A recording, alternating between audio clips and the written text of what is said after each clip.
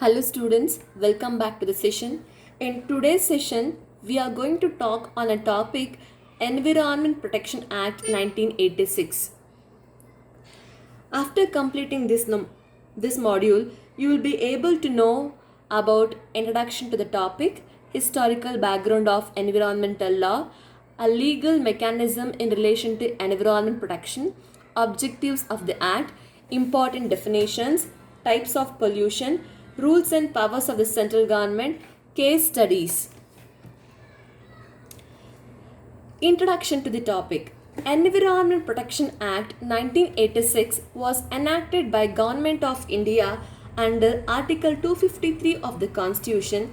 The purpose of this act is to implement the decisions of United Nations Conference on Human Environment held in Stockholm in the year 1972, which proclaims the government and people about to make an effort for preservation and protection of human environment for the benefit of present and future generation, and to protect and improve environment, prevent hazards to human beings, other living creatures, plants, animals and property. Historical background of Environment Protection Act. The Environment Protection Act came into force after the Bhopal gas tragedy, that is, a Bhopal disaster, which was a gas leak incident in India which happened in the year 1984. So, this initiated the government of India to act as a comprehensive environmental legislation, including rules relating to storing, handling and use of hazardous waste. On basis of these rules, the Indian Parliament enacted the Environment Protection Act 1986. It is considered as an umbrella legislation because it consolidates the provisions of Water Prevention Act 1974, Air Prevention and Control of Pollution Act 1981. Within the framework of the legislations, government established a pollution control board in order to prevent, control and abate environmental pollution. During this period, Rajiv Gandhi was the Prime Minister of our country. Next topic is legal mechanism in relation to environment protection.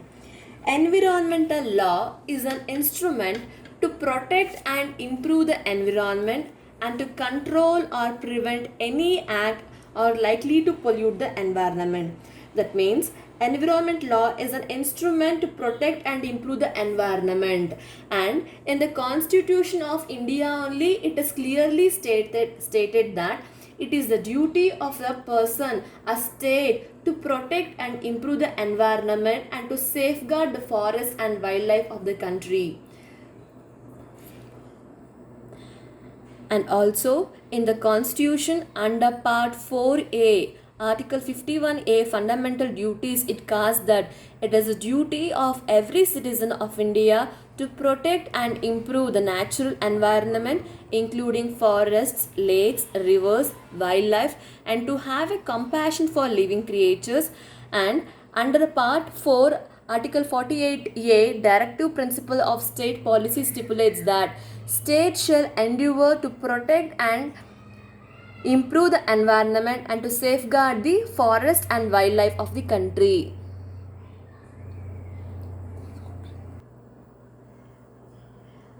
The Department of Environment was established in India in 1980 to ensure a healthy environment for the country. This later became the Ministry of Environment and Forest in 1985. So that means before the enactment of the act, the Ministry of Environment and Forest department we got established, and it is a nodal agency, and this Ministry of Environment and Forest, which is today an apex administrative body in the country for regulating and ensuring environmental protection, and lays down a legal and regulatory framework for the protection of environment and for the preservation of the environment. And this ministry and Pollution Control Board, it is a Central Pollution Control Board and State Pollution Control Board together form the regulatory and administrative core of the sector. The primary concern of this ministry is for implementation of policies and programs for conservation of natural resources like water, rivers, lakes, biodiversity, forests, wildlife, and ensuring the welfare of animals and prevention and abatement of pollution. The objective of this ministry is for prevention and control of pollution, protection of the environment, and ensuring the welfare of plants and animals.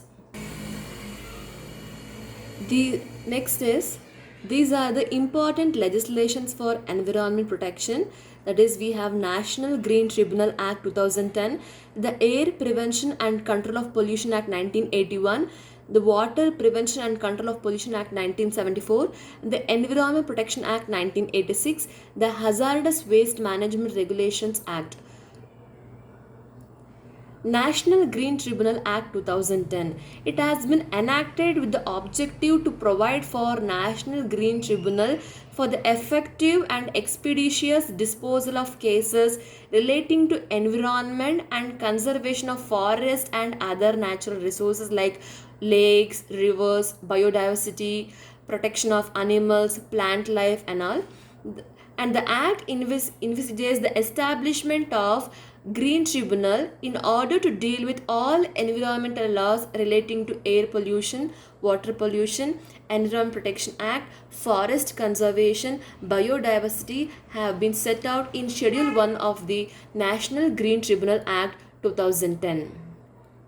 Next is Air Prevention and Control of Pollution Act 1981.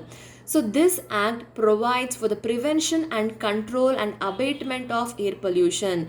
It counters the problems associated with air pollution, and ambient air quality standards were established under the act. This act seeks a combat pollution by prohibiting the use of polluting fuels and substances, by regulating appliances that give rise to air pollution. The act empowers the state government, after consultation with the State Pollution Control Board, to declare any areas or within the state as air pollution control area or areas. Under the act, establishing or operating any industrial plant in the pollution control area requires consent from State Pollution Control Board, are also expected to test air in the air pollution control areas, inspect pollution control equipment and manufacturing process. That means under the act they have a right for inspecting any industrial plant as per the requirements of the air pollution control board. They do the test with respect to air pollution, testing of air, the ambient air quality, and they also go for inspecting pollution control and equipment and also the manufacturing process also. So to prohibit the use of polluting fuels and substances which causes air pollution, they regulate, they look into controlling and prevention of this air pollution. Next is Water Prevention and Control of Pollution Act 1974. So this act was enacted in 1974 for prevention and control of water pollution and for maintaining or restoring the wholesomeness of water in the country. Restoring wholesomeness of water in the country in the sense, for consumption it must be suitable. It provides for the establishment of board for prevention and control of water pollution with a view to carry out the above said purpose, like for consumption it must be suitable. The Water Act prohibits the discharge of pollutants into water bodies beyond a given standard and lays down penalties for non-compliances. That means if any industry, if any factory discharges any pollutants which causes hazardous to the water body, for such industries the board lays down a penalty for non-compliance. At the center, the Water Act has set up Central Pollution Control Board, which lays down standard for the prevention and control of water pollution. At the state level, State Pollution Control Board function under the direction of Central Pollution Control Board and the state government. That means the objective of this act is for to ensure that domestic and industrial pollutants are not discharged into rivers and lakes without adequate treatment.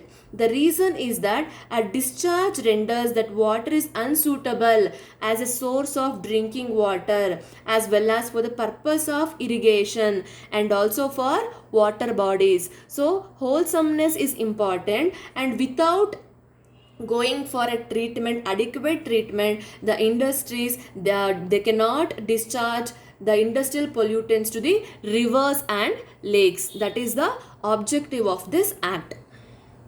Next is Environment Protection Act 1986. In the beginning of the topic only we discussed, for protection and improvement of environment, the act has been passed. And the act, in the act only, they have defined what is an environment. Environment refers to water, air, land, as well as interrelationship exists between water, air, land, human beings, other living creatures, plants, microorganisms, and property. Under the act, the central government is empowered to take necessary steps for protection, improvement of quality of environment by setting standards for emissions and discharge of pollution in the atmosphere by any persons carrying on industry or any activities.